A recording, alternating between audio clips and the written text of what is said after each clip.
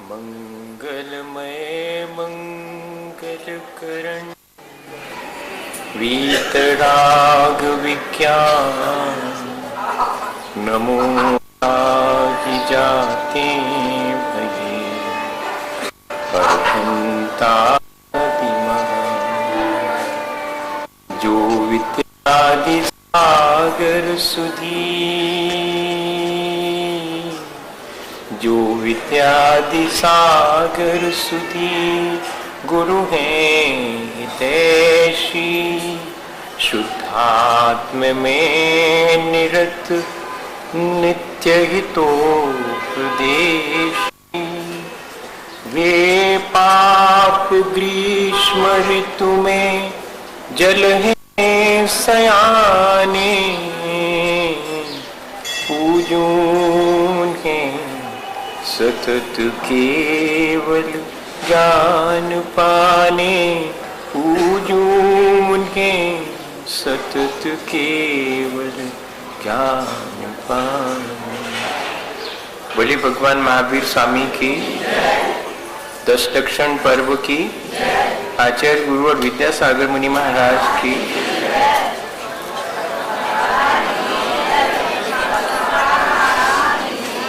हम सब लोगों ने अपने जीवन को अच्छा बनाने के लिए, जैसा कि आचार्य भगवंतों ने हमें अपनी गुणवत्ता क्रमशः बढ़ाने के लिए धर्मों का उपदेश दिया है, हमने प्रयत्न करके वैसा ही किया है।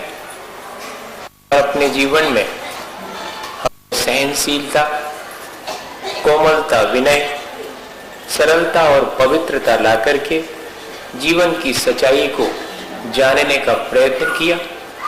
और जैसे ही हमें जीवन की वास्तविकता का एहसास हुआ, हमारे जीवन को हमने जो पहले लापरवाही में अमर्यादित करके जीते थे, संभाल लिया, उसे अनुशासित और मर्यादित कर लिया।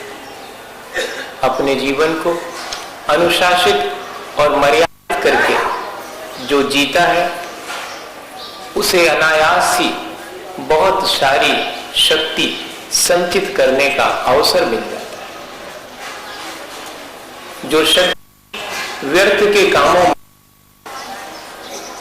न हो रही थी, जिस शक्ति का अपव्यय हम कर रहे थे, वही शक्ति जीवन के अनुशासित होने से, संयमित होने से वो संचित होना शुरू हो जाए। उस शक्ति से हम जीवन को इस तरह तराशें, हमारे जीवन में परमात्मा की अभिव्यक्ति हो सके,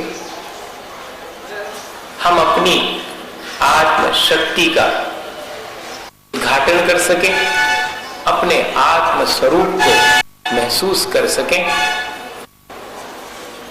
इसी को आज आचार्य भगवंतों ने तपस्या कहा है। हमारे भीतर अनंत शक्ति है, लेकिन हम अपने मन, वाणी और शरीर के द्वारा उस अपनी शक्ति का अपव्यय करते रहते हैं। एक तो हमें अपनी अनंत शक्ति का एहसास ही नहीं होता, और अगर एहसास भी होता है, कराया जाता है, तो हम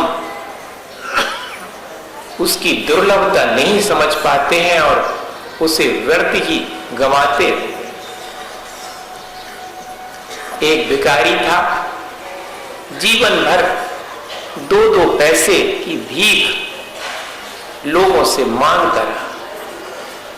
कभी भी जीवन में उसने सुख का एहसास नहीं किया, न जो मांग करके खाया उसमें ही उसने संतोष रख के आनंद पाया, मांगता ही रहा और ये भूल गया कि मेरे पास भी कुछ है, कुछ हो सकता है, मैं उसकी तरफ भी ध्यान दूं। लेकिन अगर दृष्टि में बाहर ही कुछ है, बाहर ही सुख है, ऐसा अगर भाव और ऐसा एहसास अपने भीतर होता है, अपन 24 घंटे बाहर से ही सुख की खोज में लगे रहते हैं और अपने मन, वाणी और शरीर को उसी में लगा करके व्यर्थ नष्ट करते हैं। सो वह भी जिंदगी भर लोगों ने देखा कि अभावग्रस्त बना रहा, मांगता ही रहा। एक दिन ऐसा हुआ कि उसका जीवन समाप्त हो गया। लोगों ने देखा कि भाई यह भिखारी तो परलोक चला गया। जिस स्थान पर बैठ करके भीख मांगता था वो स्थान इतना वक्त ही नहीं मिला कि उसे साफ सुथरा बना करके बैठे। सो वह स्थान भी उस भिखारी के वजह से अपवित्र हो गया। गंदगी चारों तरफ फैल गई। सो लोगों ने सोचा कि अब भिखारी तो है नहीं, यह गंदगी यहां से हटा देनी चाहिए। सो गंदगी हटाई, जो ऊपर ऊपर की मिट्टी मलिन हो गई थी उसे भी अलग किया। सो अलग करते ही, उस मिट्टी को हटाते ही जो विकृत थी सोने का घड़ा उसी के नीचे दबा हुआ लोगों को मिल गया। लोग हंसने लगे कि देखो, जिंदगी भर अपने नीचे ही खजाना दबा है, सो प्राप्त नहीं कर सका, लोगों से 2-2 पैसे की भीख मांगता रहा।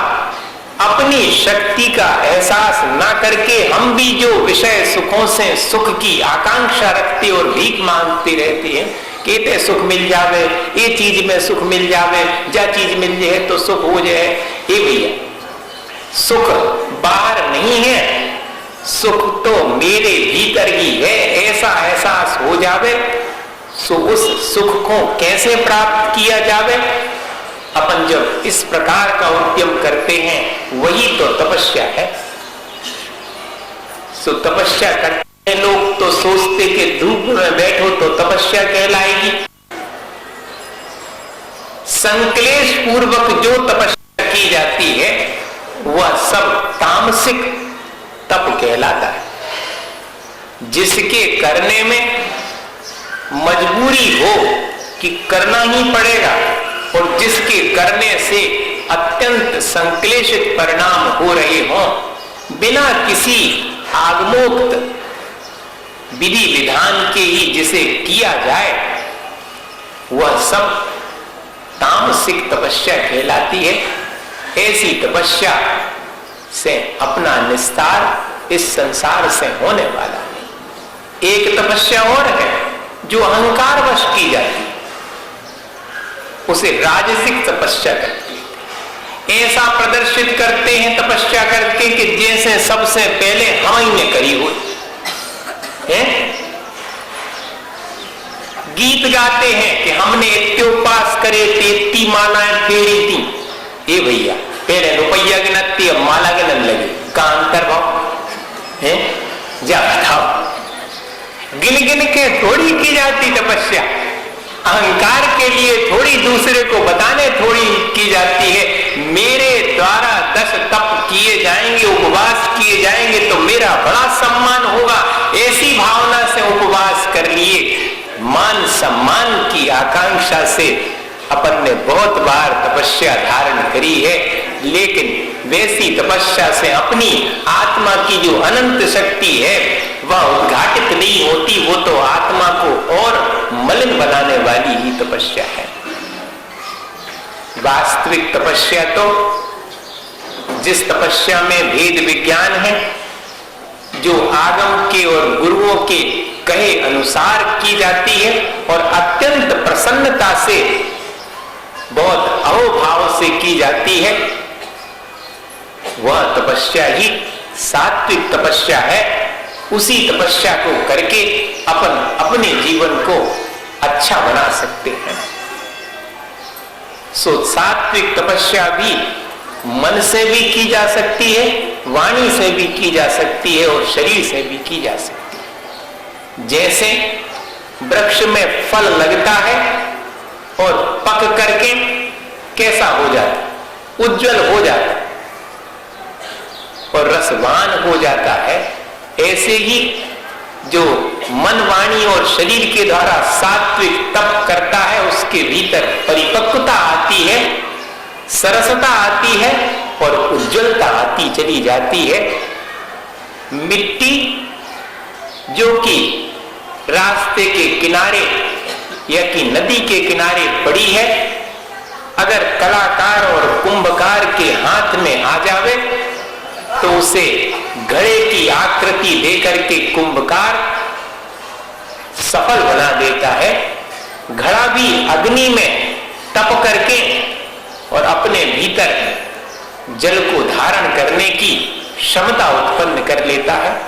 लोग उसे हाथों हाथ लेते हैं, जिस मिट्टी को छूना भी नहीं चाहते थे, जिसको पैरों तले कुचलने के लिए आतुर थे, उसी मिट्टी से निर्मित घड़े को सिर माथे पर रखते हैं, क्योंकि शीतल जल उसी मिट्टी के घड़े से प्राप्त होगा। घड़े की उपयोगिता कैसे प्राप्त हुई उसको? उसकी तपस्या से। ऐसे ही अपने जीवन में भी अपन अपने जीवन को, अपने मन, वाणी और शरीर को तपस्या में लगा करके उपयोगी बना सकते हैं। शीर्ष से तपस्या में आचार्य भगवंतों ने लिखा कि भगवान की ठाट बाट से पूजा अर्चना करना, तीर्थ क्षेत्रों की वंदना करना, गुरुजनों का विनय करना, हमेशा विनम्र प्रवृत्ति रखना, शरीर से हमेशा झुकने का भाव बना रहना, यह शरीर के द्वारा की जाने वाली तपस्या है। इतना ही नहीं, अपने शरीर को निरंतर धर्म के कार्यों में लगाए रखने के लिए तत्पर हैं। दुकान पर बैठे 5 पैसे का सामान कोई मंगाता है तो ऊंचे रखा है तो 10 बार उठते बैठते हैं, सो शरीर उसमें भी लगा और खड़े होकर के ठाट बाट से भगवान जिनेंद्र की पूजा कर रहे हैं, सो शरीर की शक्ति नहीं है। सामायिक करने को, पूजा करने को, धर्म के स्वाध्याय करने को, चर्चा करने को अपन कहते कि हमारा शरीर तो कमजोर है, हमसे होत नहीं है। ये भैया संसार के काम तो सब होत है। मेरे शरीर से मैं धर्म का कार्य नहीं करता हूं, दूसरे का उपकार नहीं करता हूं, दूसरे की मदद नहीं करता हूं, उसी शरीर के माध्यम से दूसरे का अपकार करता हूं, उसकी हिंसा करता हूं, उसको पीड़ा पहुंचाता हूं।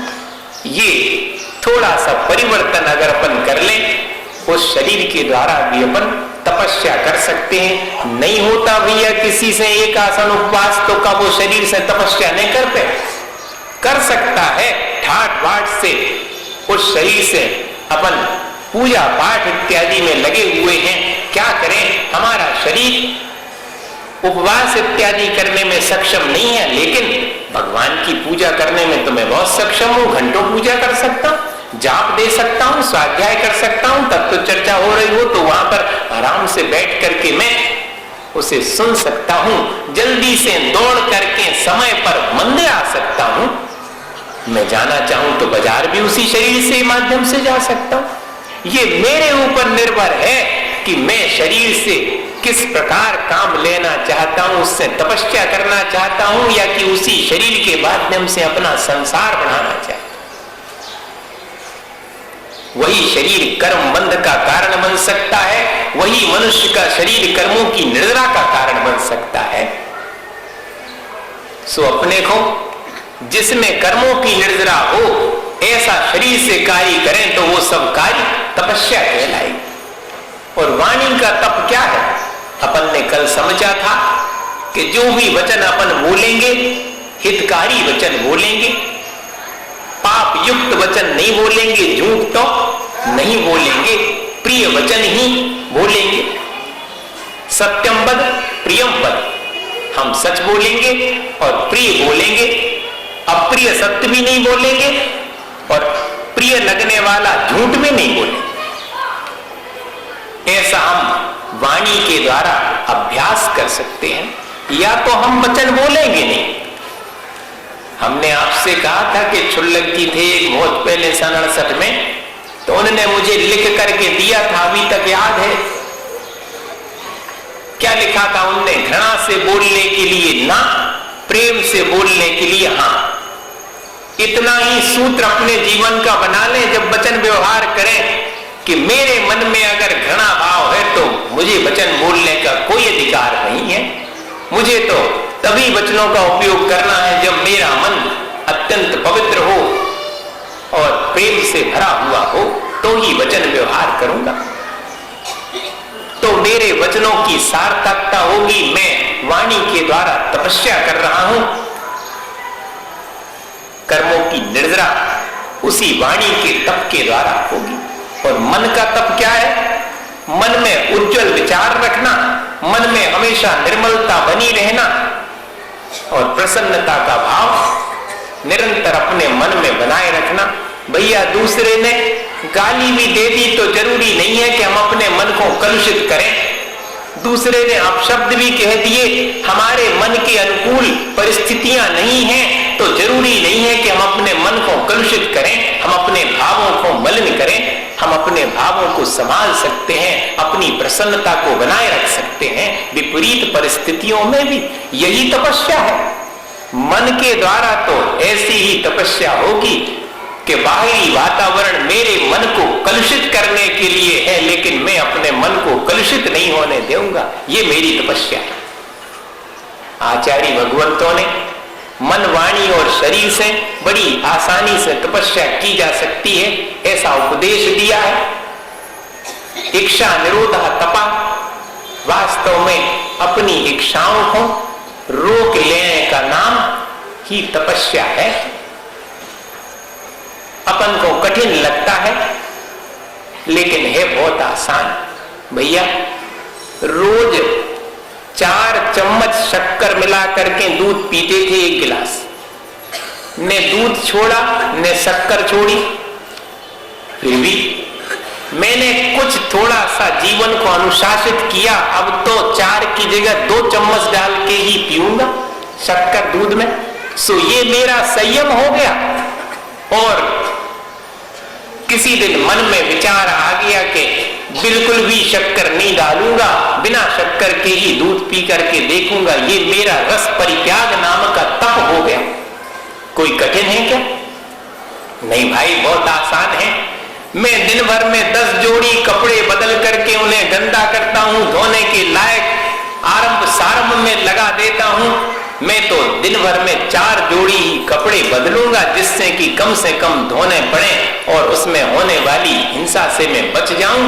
ऐसा अपनी इच्छाओं को अपने नियंत्रण में ले लिया, उन्हें जीत लिया, तो यही तो तप है भाई। आपने अभी अभी इतना अच्छा उदाहरण प्रस्तुत कर दिया। देखो, कमेटी ने निर्णय ले लिया, नहीं तो लोग तो जितने पैसा बचे दबा ले अपन, एक उन्हें वचन दें, सबरी मिटा दें। ऐसा करेंगे लोग, अनाप शनाप खूब खर्चा करेंगे, और या कि बिल्कुल दबा दबा के खर्चा करें, जितो बचे सो धन ले काम यहाँ है। फिर मगर उन्होंने निर्णय ले लिया, अपनी इच्छाओं का निरोध कर दिया कि हमारा कुछ भी नहीं है, न बचे हो चाहे बचे, जो कुछ भी हो हम भगवान के लिए क्षेत्र पर उसे दान दे देंगे। अत्यंत प्रसन्नता से अगर ऐसा अपन ने भाव अपने भीतर बनाया है तो भैया क्षण भर में अपन ने मन का तप कर लिया। नहीं तो पहले कमेटी को सूचना करो, बोर्ड पे लिखवाओ कि हम ऐसा निर्णय ले रहे हैं, सब जने बैठो, फिर एक मीटिंग हुई है, फिर सिटिंग होगी, फिर ईटिंग होगी, खा पी के लौट गए, निर्णय का प्रस्ताव डलगाओ, और नीचे समर्थन में उन्होंने कही कि हाँ वैसे अबे नहीं, थोड़ी दिन बाद जब बचन लगे, जब देखन लगे, चतुर्मास तो हो जान दो। ऐसा होता, लेकिन अत्यंत साहस का काम है भैया अपनी इच्छाओं को जीतना। तो इच्छाओं को जीतने में ही अपन तपस्या करते हैं और तपस्या का आनंद ले लेते हैं। देखो, अगर इच्छाएं नहीं जीती और अपन ने तपस्या धारण कर ली तो क्या परिणाम निकलता है? सबको मालूम है कि शुभचंद्राचार्य और उनके भाई तपस्या करने के लिए मुनि व्रत धारण करके और जंगल में विचरण करने लगे। लियो और कचू कह रहे भी, हाँ ठीक है। जिनवानी के बाद भैया सब जन रुके रहियो, कचू और घोषणा उसना करने उनको भगियो ने जाले की उस। तो क्या हुआ कि शुभचंद्राचार्य और उनके भाई तपस्या में लीन हैं।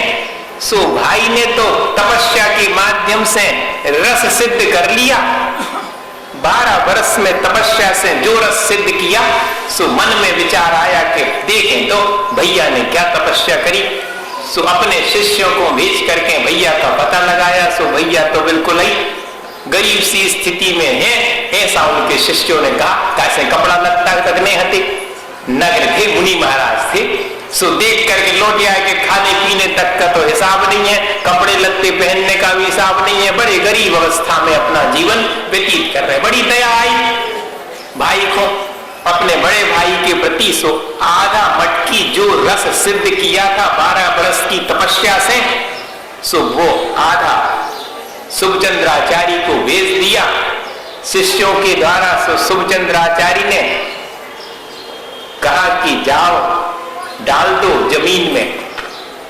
सब शिष्य घबराए कि हमारे गुरु जी ने तो इतनी तपस्या के बाद रस सिद्ध किया और कह रहे कि जमीन में डाल दो। इनको दिमाग गड़बड़ हुआ, ऐसा लगने लगता अपने। जिस व्यक्ति से कुछ नहीं छूटता उसको कोई छोड़ता हुआ दिखाई पड़ता है तो लगता कि देखो तो जी बेकार में ऐसा छोड़ रहे, बड़ी मुश्किल से तो अपन ने ले पाओ, हमें दे देते तो अच्छो रहते हैं।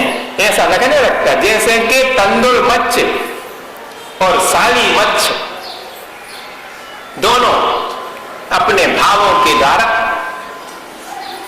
अपने अपने कल्याण और अकल्याण में उपाय कर लेते हैं।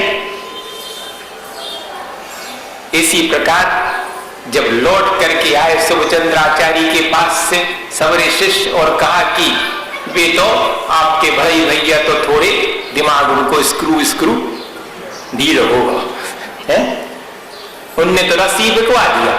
अब भैया को लगा कि चलो अपन चलो आज और लेके जो बच्चों है भैया को समझे हैं। सो पहुंचे। सो आधा रस जो बचा था वो भाई को भेंट करने लगे। तो भाई ने कहा कि क्या इसी के लिए तुमने मुनि व्रत अंगीकार किया था? क्या इसी संसार बनाने के लिए किया था? अरे तुम्हें सोना कितना चाहिए, फेंक दो ये रस जमीन में। जितना सोना चाहिए हो एक चुट्टी धूल उठा करके सामने वाले पर्वत पर फेंक दी, सारा पहाड़ सोने का हो गया। भाई देख करके दंग रह गए। शुभचंद्राचार्य ने कहा कि ऐसी संपत्ति तो अपन छोड़ के ही आए थे, फिर उसी संपत्ति के प्रति आसक्ति हो गई, उसी की इच्छा जागृत हो गई, तो ले लो इस पूरे पर्वत को, जहां बने सो ट्रेजरी में बंद करके रख लो, क्या करोगे इसका? तब भाई को समझ में आई कि इच्छाओं के साथ मैंने तपस्या करी संसार की, सो वो सब तपस्या वास्तविक नहीं कहलाएगी, जिसमें कि संसार की इच्छाएं शेष हैं। इच्छाओं का अगर मैं निरोध करूं तो वास्तविक तपस्या होगी। ऐसे ही पुष्पडाल और वारिशैन 12 वर्ष तक पुष्पडाल अपने भीतर संसार के प्रति आसक्ति रखे रहे। वारिशैन महाराज ने उन्हें संबोधित करके उनकी आसक्ति को दूर किया और मोक्ष मार्ग में लगाया, तपस्या में लगाया। भाई तपस्या तो इच्छाओं का जितना जितना जिससे जितना बने, ऐसा नहीं कि अपन सभी इच्छाएं कहीं फेंकने जाना है सो फेंके आए और निश्चिंत हो जाए। हाँ भैया, रोज रोज अपनी कम से कम जो दूसरे के लिए अहितकारी है उन इच्छाओं की पूर्ति का तो प्रयत्न नहीं करेंगे। मेरे लिए जो कल्याणकारी है और दूसरे के लिए भी हितकारी है, ऐसी इच्छा पूर्ति करूंगा, अन्यथा मेरी बाकी इच्छाओं का त्याग है। इच्छाओं का मैं निरोध करता हूं। यही तपस्या मेरे जीवन में मेरे जीवन को सार्थक करने के लिए पर्याप्त है। कर्मों की निर्जरा कर्मशयार्थम तपते इति तपः। आचार्य भगवंतों ने लिखा कि जो तपस्या की जाए कर्म के क्षय के लिए, वास्तव में वो तपस्या ही श्रेष्ठ है, वही प्रशंसनीय है। अपन भी जो कुछ भी धार्मिक कार्य करें, उन सब का उद्देश्य क्या हो? अपना मेरे कर्मों की निर्जरा हो, इस संसार से मुझे मुक्ति मिले, मैं अपने आत्मा स्वरूप को, मैं अपनी वीतरागता को प्राप्त कर सकूं, ऐसा भाव हो। चाहे पूजा करें हो, चाहे दान देवें, काहे के लिए? अपनी नाम बढ़ाई के लिए नहीं, अपनी प्रशंसा सम्मान के लिए नहीं। मैं तो सिर्फ कर्मों की निर्जरा, जो अज्ञानतावश मैंने पाप कर्म अपने भीतर संचित कर लिए हैं, उनको मैं निर्जरित करूं। ऐसी मन में ललक जिसकी निर्जरा की है, वही तपस्या को धारण करके अपने जीवन को सार्थक बना सकता। बहुत पहले की बात है, सन 1980 में आचार्य महाराज के संग सहित मुक्तागिरी से हम लोग विहार कर रहे थे। सो एक स्थान पर भूल से लोगों ने तो कुछ कहा नहीं, न लोगों से पूछते हैं। आचार्य महाराज ने तो अपना पिछी कमंडल उठाया और विहार कर दिया। अब तुम बाजे बजाओ करो, पीछे हल्ला कर करो, है कि नहीं? नहीं तो फिर बाजे से जाने पड़े, विहार भी बाजे से। बताओ, अब होने लगा ये। पहले इस तरह का नहीं था, ने आने में बाजे, ने जाने में बाजे। कोई प्रोपोगंडा नहीं, कोई आडंबर नहीं, और चल दिया। 9 किलोमीटर चलने के बाद एक बाइफर्केशन आया, सो क्षण भर रुक करके और आगे चले गए। वहां पर निर्णय थोड़ा सा गड़बड़ा गया, क्योंकि मालूम नहीं था कि ये रास्ता तो बहुत दूर 9 किलोमीटर और चलना पड़ेगा, तब पहुंचेंगे जिस गांव में पहुंचना है। और अगर जो रास्ता छोड़ दिया था उससे जाते तो 3-4 किलोमीटर 5 ही में पहुंच जाते, वो चक्कर से जाना पड़ा।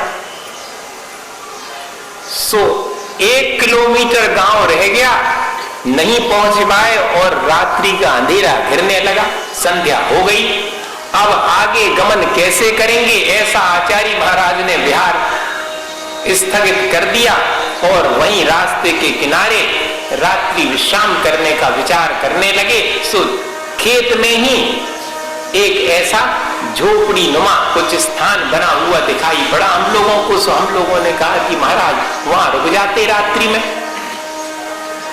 10-20 कदम चल के देखा तो हाँ, वास्तव में ज्वार के सिट्टे होते हैं बाले, सो वो तो निकाल ली थी, उसमें अकेली डंठल बची थी। सो उस डंठल से नीचे का प्लेटफॉर्म बनाया था, ऊपर से तो खुला था, और 3 तरफ से उसी डंठल से बांध करके घेर दिया था, ताकि उसमें गल्ला इत्यादि रख सके। ऐसा किसी किसान ने अपने खेत में व्यवस्था करी थी।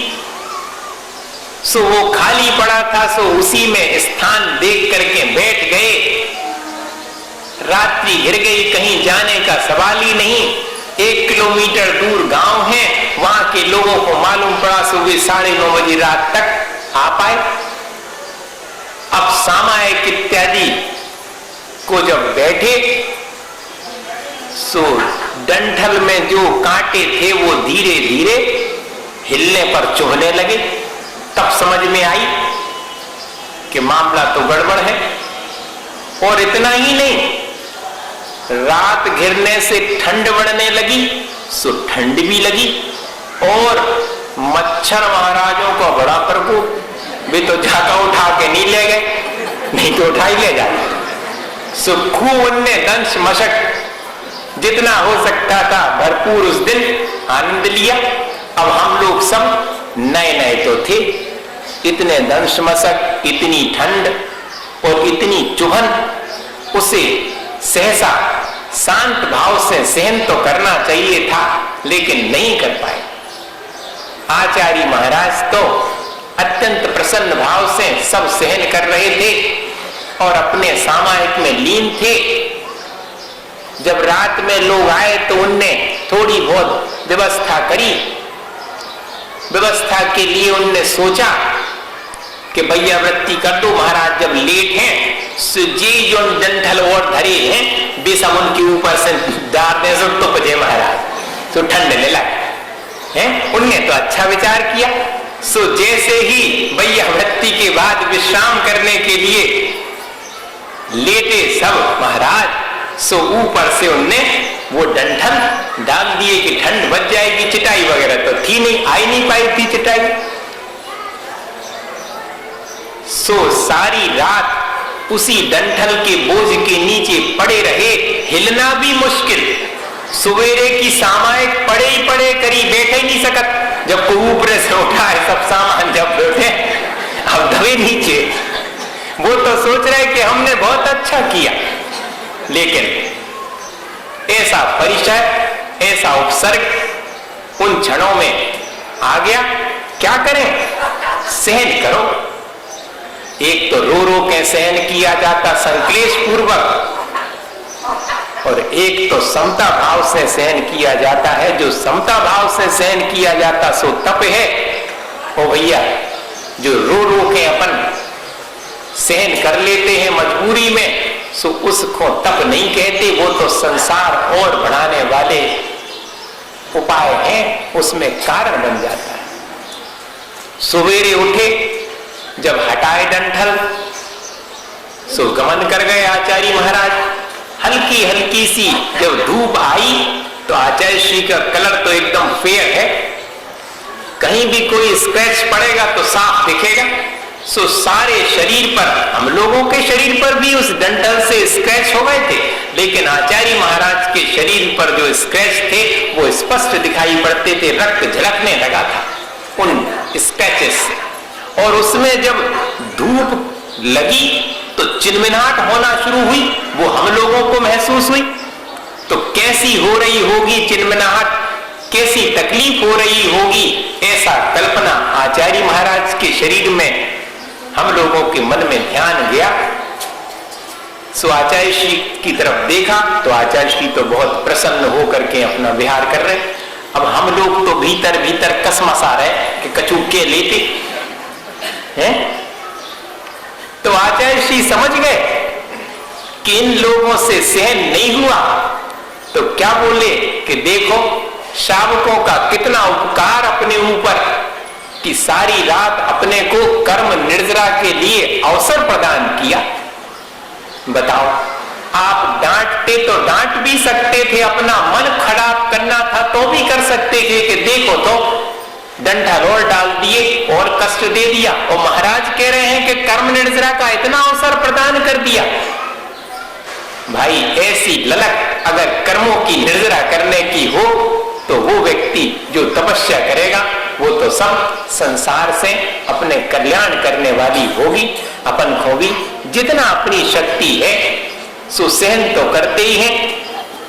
अपन समता पूर्वक सहन करें, प्रसन्नता पूर्वक सहन करें, तो विपरीत परिस्थितियों में भी अगर अपन समता बनाए रखते हैं तो यही तो तपस्या है भैया।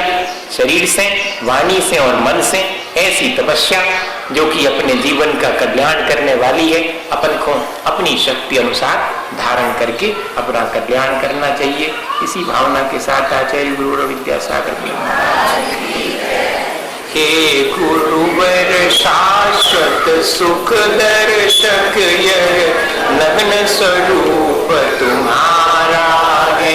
जग की नश्वरता का सच्चा दिग दर्शन करने